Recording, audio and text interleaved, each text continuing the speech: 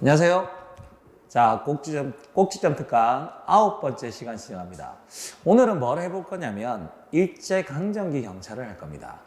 우리 이제 시험에 출제 경향이 경찰청에서 발표된 걸 보면 한국경찰사랑 비교경찰, 즉 외국경찰이죠.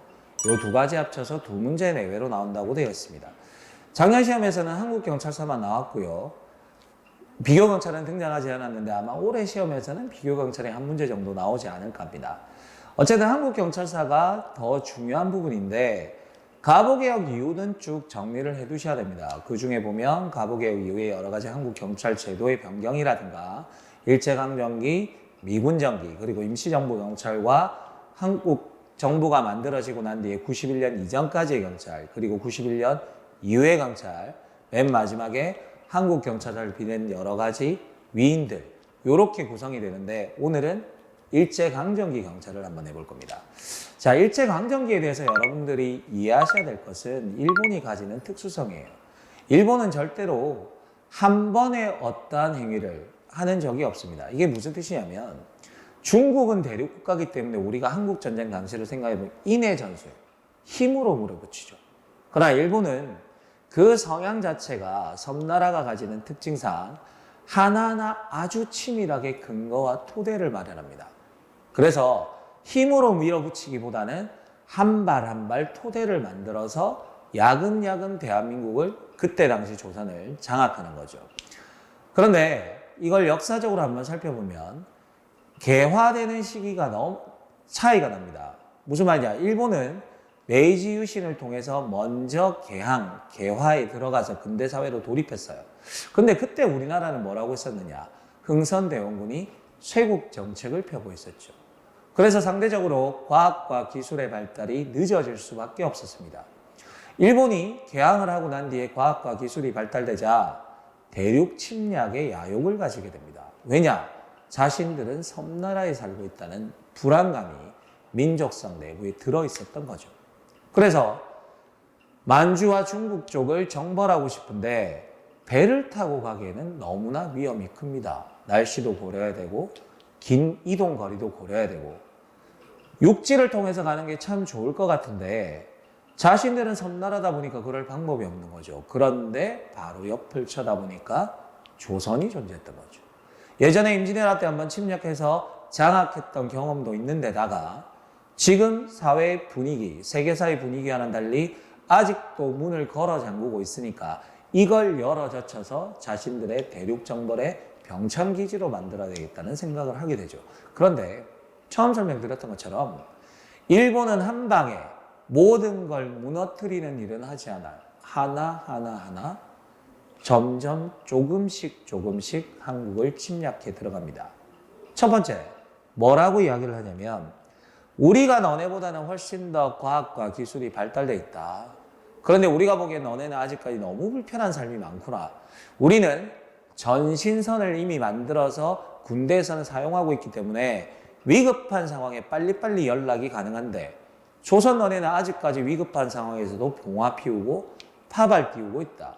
그러지 말고 우리 이웃나라니까 우리가 가진 기술을 빌려주겠다라고 이야기를 하는 거죠. 물론 거짓말이고 허울 좋은 이야기일 뿐입니다. 어쨌든 군용 전신선을 깔아주겠다고 이야기를 합니다. 한성이죠. 서울입니다. 여기서 부산까지 이르는 이 지역에다가 군용 전신선을 깔아줍니다. 깔아주겠다고 이야기를 하는 거죠. 훨씬 편리해지는 거 맞다, 그죠? 그러나 이 조선의 위정자들은 일본의 야욕에 대해서 눈치채지 못했어요. 생각해 봅시다. 군용 전신선을 일본이 깔아줍니다. 이 군용 전신선이 고장이 안 나나요? 문제가 안 생길까? 그런 문제가 생겼을 때 과연 누가 수리를 하더라? 누가 이걸 보완할까를 생각해 보면 조선에는 기술자가 없는 거죠. 그래서 이 군용 전신선을 깔아준 다음에 관리해줄게. 조선에는 관리할 사람이 없으니까 관리한다는 명목으로 일본이 조선에 들어오게 됩니다. 그런데 여기서 들어온 건 경찰이 아니에요. 왜? 군용 전신선이잖아. 그러면 일본의 군대가 들어오는 거죠. 그래서 누가 들어오게 되냐면 일본의 헌병이 들어오게 됩니다. 그러나 우리가 생각해보면 일본의 목적은 조선의 군만 장악하는 게 목적이 아니에요. 조선 사회를 완전히 장악해야 되는데 조선 사회를 장악하기 위해서는 경찰이 필요합니다. 그런데 지금 들어와 있는 일본의 주력 부대는 군대이기 때문에 경찰을 배치시키고 싶은 거예요. 그러나 만약에 일본 경찰마저 조선에 들어와서 조선 사회를 통제한다 그러면 조선인들의 반대가 심할 테니까 이미 들어와 있는 헌병을 가지고서 경찰의 역할도 맡기려는 게 일본의 작전이었죠. 그런데 이 작전을 펴기 위해서 아까도 설명했지만 한 방에 조선을 잡아먹는 일은 하지 않습니다. 하나하나 한 단계 한 단계 밟아갈 거예요.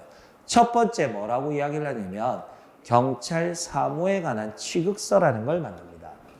그 취급서를 만들어서 뭐라고 이야기를 하냐면 어차피 조선 너네가 개항이 되었으니 조선에 있는 일본인들은 우리가 직접 관리할게. 너네 조선 경찰들은 조선의 경찰들은 어차피 조선인들을 다스려야 되니까 일본인까지 너희에게 맡기지 않겠다. 일본인은 우리가 관리하겠다. 있을 제자를 써서 제항국 일본인은 우리가 관리하겠다라고 이야기를 하는 거죠. 뭐 별로 문제될 거 없습니다. 조선인과 직접적으로 관련되는 건 아니니까요. 그 다음 2단계가 지나고 나면 뭐라 그러냐면 이번에는 조선에 들어와 있는 일본인 외에 중국인이라든가 다른 사람들도 다른 외국인들도 우리가 직접 관리하겠다 이렇게 이야기하죠. 제한국 외국인민에 관한 경찰에 관한 한일협정. 그래서 경찰에 관한 한일협정, 제한국 외국인민에 대한 경찰에 관한 한일협정을 만듭니다. 그래서 이건 뭐냐면 한국에 있는 외국인은 우리가 좀 관리하겠다 이렇게 이야기를 하는 거죠.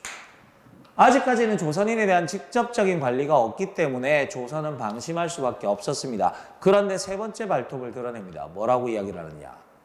착한 조선인들은 건드리지 않겠다. 그러나 죄를 짓거나 또는 잡혀 들어온 사람들, 나쁜 조선인은 우리가 관리하겠다. 한국 사법 감옥사무 위탁에 관한 각서를 합니다. 각서라는 걸 만들죠. 그래서 사법, 수사와 감옥사무를 담당하는 거죠. 그러면 사실상 끝난 거죠. 한국 경찰에 대한 완벽한, 한국 사회에 대한 완벽한 장악이 이루어지는 마지막 단계만 남아있습니다. 그래서 맨 마지막 단계에 한국 경찰 사무 위탁에 관한 각서를 만들어서 완전 침탈로 가는 거죠. 이렇게 규칙을 4단계에 걸쳐서 만듭니다. 완전 침탈 단계까지 가기까지 4단계를 만들게 되고요. 시험에는 뭐가 자주 나오느냐? 이 규칙들의 제정 순서가 나옵니다. 간단하게 취, 한, 감, 경 이렇게 외우시면 돼요. 항상 순서만 바꿔서 나오니까. 그러면 이제 헌병이 경찰의 역할을 수행할 수 있는 근거는 마련이 됐는데 그래도 헌병이잖아요. 그래서 일본은 또다시 치밀하게 헌병이 경찰 역할을 할 수 있는 마지막 규정을 한 개 더 만듭니다. 그게 바로 뭐냐면 조선 주차 헌병 조령이죠. 조선에 들어와 있는 헌병이 경찰의 역할까지 수행할 수 있는 조선 주차 헌병 조령이란 걸 이렇게 만들게 되고요. 이 조선 주차 헌병 조령을 통해서 일본 헌병은 2가지 역할을 하게 됩니다. 뭐냐? 헌병군의 역할과 또는 경찰의 역할까지 하기 때문에 이 시기가 뭐가 되냐면 헌병경찰 시대가 되는 거죠. 무단 통치 시기라고도 합니다. 그러면 이때 헌병경찰은 2가지 역할을 하는 거죠. 하나는 헌병의 역할을 수행하는 거고 또 하나는 일반 경찰의 역할을 수행한다고요.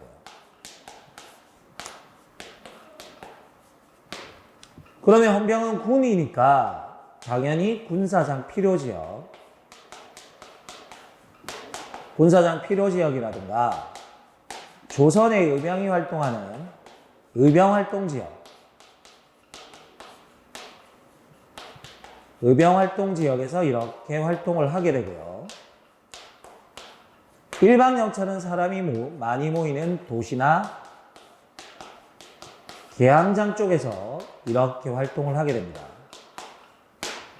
그래서 마음껏 조선을 주물럭거리게 되는데, 그리고 나서 세월이 이렇게 지나갑니다. 그런데 생각보다 조선인들은 일본 사람들이 아무렇게나 자신들을 탄압해도 별다른 반응이 없어요.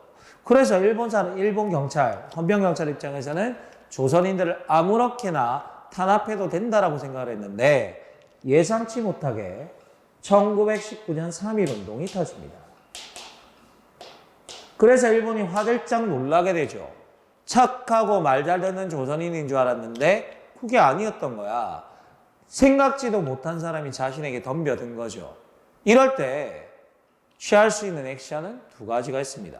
더 강하게 탄압하는 거죠. 그러나 나에게 늘 핍박받고 괴롭힘 당하는 친구가 나한테 덤빌 때는 그 친구는 목숨 걸고 덤빈 거야.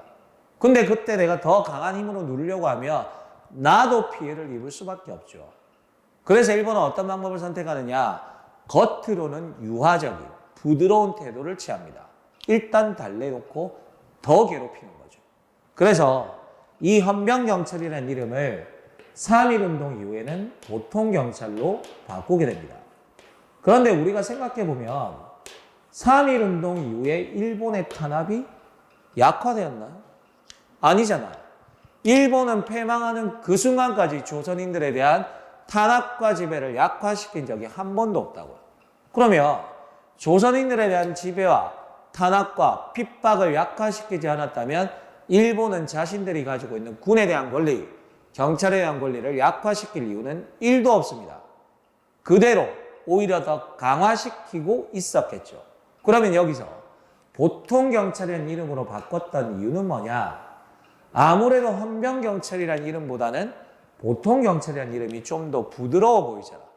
따라서 조선인들을 잠깐 속이기 위해서 이름만 바꾼 것에 불과하지, 경찰, 일본 경찰이 가지는 어떠한 권한도 제외되거나 축소되는 일은 없습니다. 이름만 바꾼 거예요. 그래서 일제강점기 경찰과 관련해서 여러분들이 시험 지문을 볼 때 축소라는 단어가 등장하거나 제외라는 단어가 등장하면 무조건 틀린 지문이 됩니다. 어떠한 권한의 변화도 없었다라는 이야기죠. 또 하나, 일제강점기 시대에 조선을 통치했던 일본의 최고 관리는 총독입니다. 그리고 경찰 내부적으로는 경무총장과 경무부장이 있었죠. 경무총장과 경무부장이 있습니다.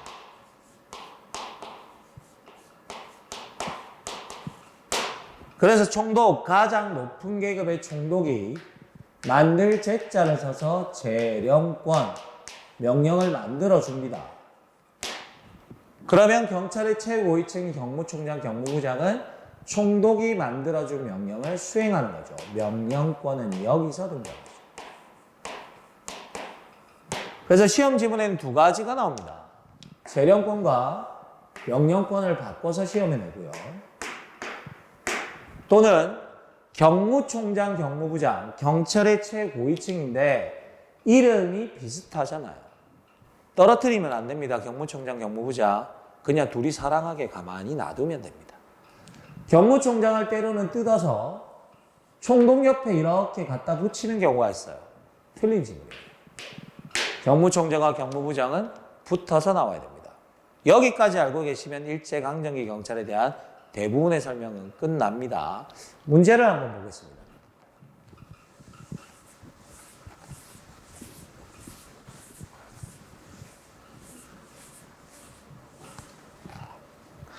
자, 일제강점기 경찰에 대한 설명으로 올바르지 아니한 것은 조선주차 헌병조령, 아까 이야기했죠? 조선에 들어와 있는 헌병이 경찰의 역할까지 담당할 수 있는 규칙이 됩니다.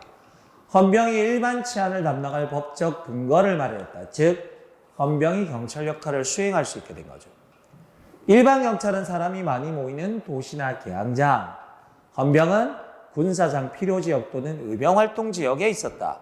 1번 지문 맞죠? 다 설명드린 이야기입니다.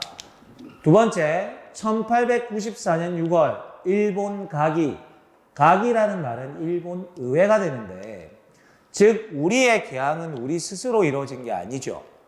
메이지 유신을 먼저 경험했던 일본이 아까 말씀드린 대륙 정벌의 목적으로 억지로 우리의 문을 열어버린 거라고요.